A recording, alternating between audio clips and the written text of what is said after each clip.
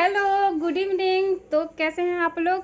Welcome back to my YouTube channel Darshit Mehra blog. आप लोग कैसे हैं? आई होप आप लोग सब लोग ठीक होंगे। तो आज है संडे और आज का जो ब्लॉग है मैं शाम से स्टार्ट कर रही हूँ, यानी कि अभी शाम के 7 बज रहे हैं, टाइम जो 7 हो रहा है अभी। तो आज का ब्लॉग हम यहीं से कंटिन्यू करते हैं। तो आप लोगों ने देखा होगा पिछले ब्लॉग में मैंने बहुत सारे कपड़े धोए थे, तो मुझे ना वही प्रेस करना है और काफ़ी सारे कपड़े फैले पड़े हैं, इधर उधर पड़े हैं, कुछ मिलते हैं कुछ नहीं मिलते हैं, बड़ी दिक्कत हो जाती है। तो काफ़ी दिन से मैंने कपड़े अपने नहीं समेटे थे, तो मैं वही करूँगी। तो चलिए जल्दी से हम प्रेस कर लेते हैं। और छोटा वाला बेटा जाग रहा है तो थोड़ा मुश्किल है प्रेस करना, क्योंकि वो बार बार आएगा और प्रेस करना थोड़ा सा रिस्की होता है, इसलिए तो मुझे ज़्यादा ध्यान देना पड़ेगा। तो चलिए प्रेस कर लेते हैं।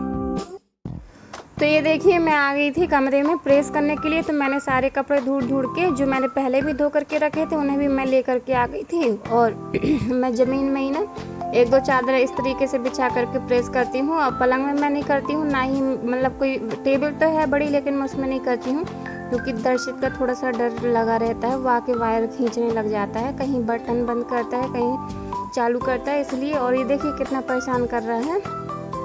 इसी वजह से मैं ना जब ये सो जाता है तभी प्रेस करती हूँ, लेकिन कभी कभी हो जाता है कि ये सोता भी नहीं है, सुलाओ इसको कोशिश करो तो ये सोता भी नहीं है, तो इसलिए मुझे इस तरीके से ही प्रेस करना पड़ता है। और उसके बाद मैं आ गई थी जो भी कपड़े छोटे मोटे डले थे ना फैले हुए, तो उनको मैं तह करने लग गई थी, ताकि मैं सारे कपड़ों को आराम से इसे जमा करके रख पाऊँ। तो सारे कपड़े मैं इधर उधर से ढूंढ के मैं ला करके बकेट में रख दे रही हूँ। तो जो ये बकेट है ना, इसमें मैं जैस के कपड़े रखती हूँ, और एक और टब है तो मैं उसमें दर्शक के कपड़े रख देती हूँ। बाकी इनके कपड़े तो मैं अलमारी में रख देती हूँ।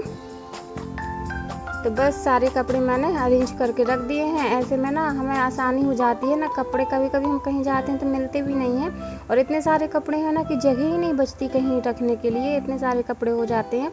लेकिन जब कहीं जाना होता है ना तो कपड़े भी नहीं मिलते हैं। मतलब लगता है ना इतने सारे कपड़े होने के बाद भी हमें ऐसा लगने लग जाता है कि अरे हम क्या पहने, हमारे पास तो कुछ है ही नहीं है, तो ऐसा कुछ होता है। लेकिन जब हम ऐसे कपड़े जमा करके रखते हैं ना तह करके, तो जगह भी कम पड़ जाती है कपड़े रखने के लिए। तो अक्सर ऐसा होता है, आप लोगों के साथ होता है या नहीं, तो आप लोग बताइए कमेंट करके। तो सारे कपड़े मैंने अरेंज करके रख दिए हैं, सारी जगह अपनी अपनी सेट कर दिए हैं। उसके बाद में मैं बनाने लगी थी लिस्ट, तो हमें जाना है कहीं, तो उसके लिए मैं लिस्ट बना करके रख रही थी सामान लेने के लिए। तो लिस्ट बना करके रख लो ना तो वो ज़्यादा सही रहता है। यदि हम मार्केट जाते हैं ना तो फिर हम उधर भूल जाते हैं, तो फिर वो अच्छा नहीं लगता है। और ये देखिए जैस को पलंग के ऊपर स्टूल रख करके ना ऐसे नाटक कर रहा था, तो मैं उसको डांट रही थी, वो मान नहीं रहा था। उसके बाद में मैं आ गई थी किचन में, क्योंकि मैंने खाना वाना खाया, जो भी रखा था तो हम लोगों ने खा लिया था। ये गए थे ड्यूटी, तो जो भी था तो हमने खा लिया था। उसके बाद मैंने सारे बर्तन वर्तन साफ़ करके रख दिए थे, क्योंकि सुबह जब हम उठते हैं ना तो किचन को साफ़ देखते हैं तो हमें बहुत अच्छा एक सुकून सा मिलता है किचन को साफ़ देख करके, कि हमें सुबह से बर्तन वर्तन नहीं धुलने पड़ेंगे। तो बस इसलिए मैंने सारी जो सिंक वगैरह हैं वो सारी चीज़ों को मैंने साफ़ करके अच्छे से ये गैस चूल्हा भी साफ़ कर दिया है। और मैं डेली ना चूल्हे को धोती नहीं हूँ, मतलब कि मांजती नहीं हूँ, ऐसे साफ़ कर देती हूँ कभी कभी, क्योंकि डेली धो ना तो वो ख़राब होने लग जाता है। तो बस, और ये रात के ना 10:30 बज रहे थे जब ये लोग खेल रहे थे। मैं इनको कितना बोल रही थी कि सो जाओ, तो ये लोग ना सो नहीं रहे थे, और वो इस तरीके से ना खेल रहे थे गाड़ी में चढ़ के। तो बस यही, और ये कह रहा था कि मम्मी वीडियो बना रही हूँ ना तो पापा को भेज देना। उसके बाद हम लोग सो गए थे इसके पापा के आने के बाद। और ये है दूसरे दिन का सुबह से ब्लॉग। तो ये है सब्जी लेकर के आए थे मार्केट से, तो मैं सब्जी को ही रख रही थी सारे। और सब टमाटर थोड़ा सा ना सस्ते हो गए हैं, मतलब सस्ते तो नहीं बोलेंगे, लेकिन 100 रुपये हो गए हैं। पहले तो 250-300 चल रहे थे, लेकिन अब सस्ते हो गए हैं थोड़ा सा, 100 रुपये किलो हो गए हैं। तो सारी सब्जियाँ ले आए हैं, कुंदरू लेकर के आए हैं, लौकी गाजर शिमला मिर्च भिंडी लेकर के आए हैं, टमाटर लेकर के आए थे, धनिया लेकर के आए थे। तो मैं उसको ही ना रख रही थी। और ये दर्शित पहले ही आ जाता है, कुछ काम करने बैठो तो ये पहले ही आ जाता है, इसलिए मैं इसको ना काम पकड़ा दिया था मैंने कि जाओ डैडी को लौकी दे करके आओ। तो वो थोड़ा सा बहल गया था। उसके बाद मैंने फटाफट से फ्रिज में रख दिए थे सारी सब्जियाँ। उसके बाद मैं आ गई थी किचन में। तो ये देखिए पेपर को ना मैं चिपका करके रखती हूँ, दर्शित की वजह से वो खींच देता है इसलिए, और उसके बाद भी ना वो फाड़ देता है।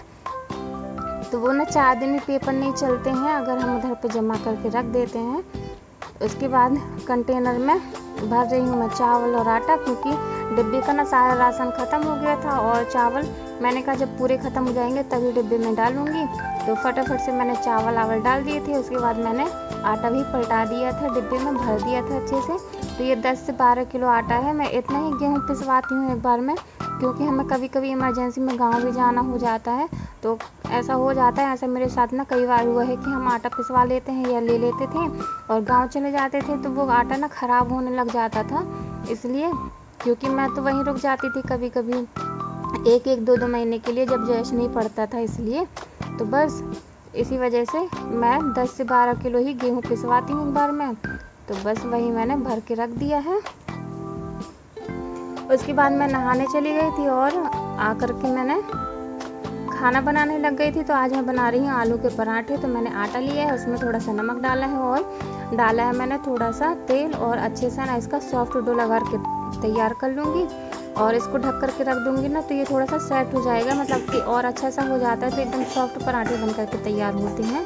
तो और उसके बाद ना मुझे थोड़ी सी बनानी थी खीर साबूदाने की। तो मैंने दूध चढ़ा दिया था गर्म होने के लिए। तो जिस बर्तन में था मैंने वही बर्तन चढ़ा दिया था और साबूदाने मैंने ना पहले ही भिगो दिए थे और आलू को मैं नहाने से पहले ही बॉईल करके गई थी।